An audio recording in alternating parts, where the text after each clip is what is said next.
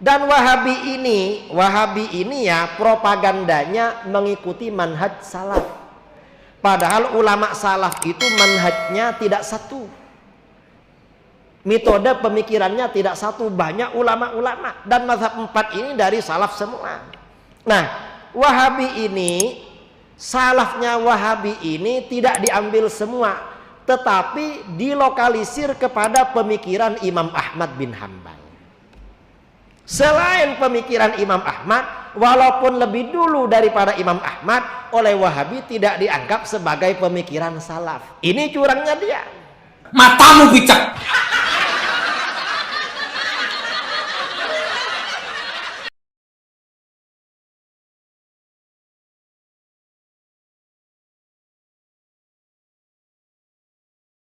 Ahlus sunnah wal jamaah di dalam fikih mazhabnya Syafi'i, akidahnya Asy'ari, dan orang-orangnya Sufi.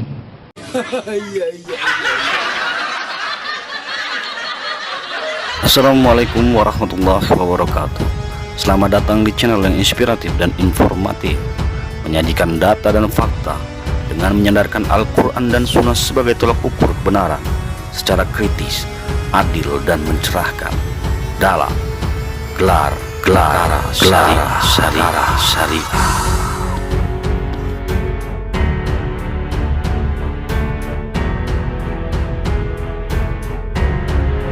Orang yang mengatakan wajib memilih satu madhab, sama saja dia mengatakan bahwa kebenaran ada semua pada madhab tersebut.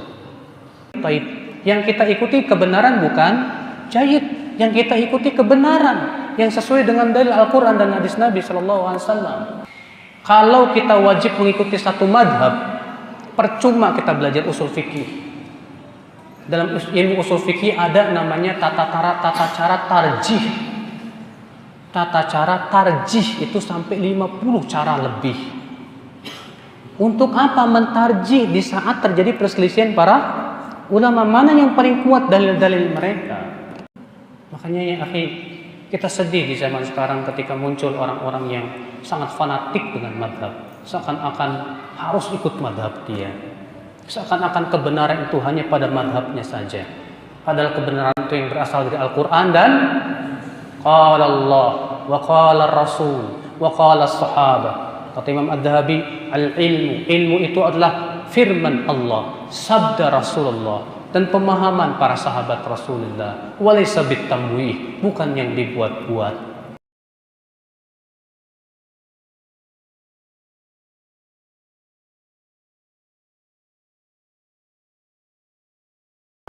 Yang kedua, Imam Ahmad ini kan punya satu mazhab.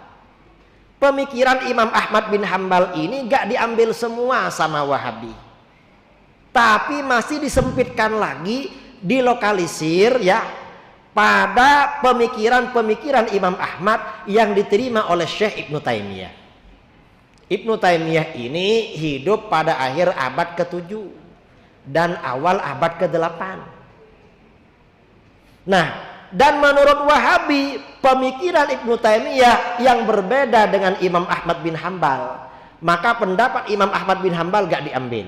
Mengapa? Yang dianggap salafi adalah pikiran Ibnu Taimiyah, padahal abad ke-8.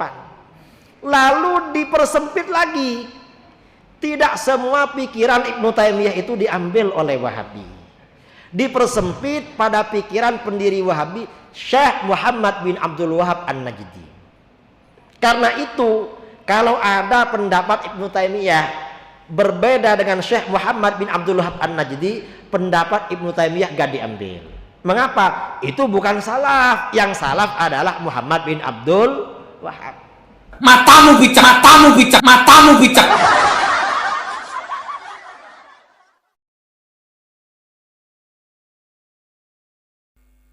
Ya, orang-orang yang berbicara kepada Muhammad bin Abdul Wahab hari ini, saya jamin mereka tidak ada satupun yang bertemu dengan Muhammad bin Abdul Wahab.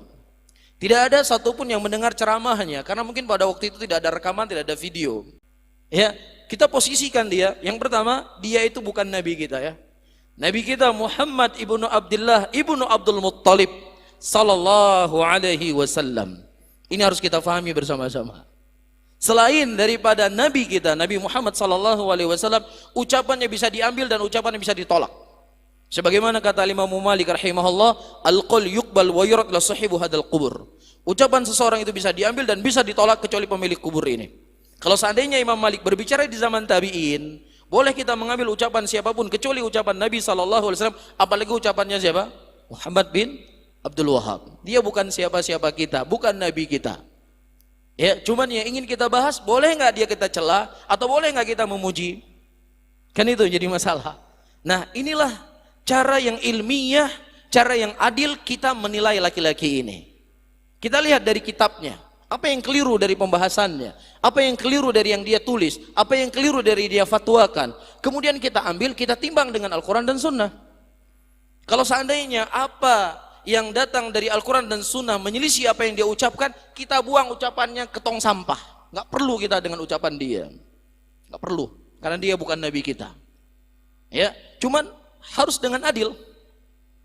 Apa ucapannya, apa dalilnya ucapannya itu keliru, apa dalilnya ucapannya salah, kan begitu.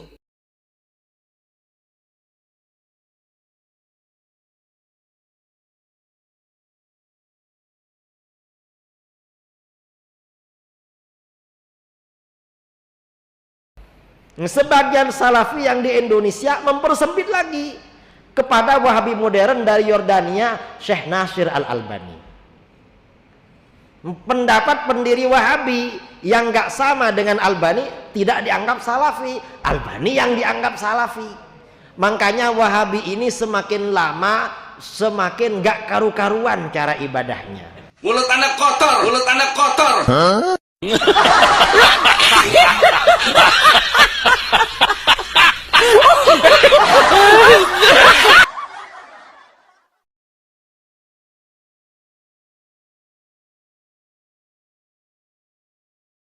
Apakah sahabat Umar menyunahkan sholat tarawih 23 rakaat? Datang dalam riwayat Umar menyuruh Ubay bin Ka'ab sholat 20 rakaat dengan witir 23. Riwayat ini diperselisihkan oleh para ulama. Sebagian mendhaifkan, sebagian mensahihkan. Apakah riwayat ini dhaif atau sahih? Pendapat yang benar, sholat malam tidak ada batasan jumlah rakaatnya. Itu pendapat 4 mazhab dan itulah yang dipraktekkan para salaf, ya. Oleh karenanya sebagian ulama mengkritiki Al-Imam Al-Albani rahimahullahu taala yang mengatakan lebih dari 11 rakaat adalah bid'ah karena beliau tidak punya salaf dalam hal ini. Justru beliau menyelisih salaf rahimahullahu taala, para salaf membolehkan salat lebih daripada 11 rakaat. Beliau memahami hadis bahwasanya Nabi selalu salat 11 atau 13 rakaat. Namun kita berusaha memahami hadis dengan pemahaman para salaf, ya. Jadi saya katakan yang benar lebih dari 11 rakaat tidak jadi masalah, ya, dan salat malam tidak ada batasan jumlah rakaat tertentu. Oleh karena diriwayatkan Imam Ahmad rahimahullahu taala, kalau beliau sehat beliau salat sampai 300 rakaat sehari. Tatkala beliau sakit beliau salat 100 rakaat sehari.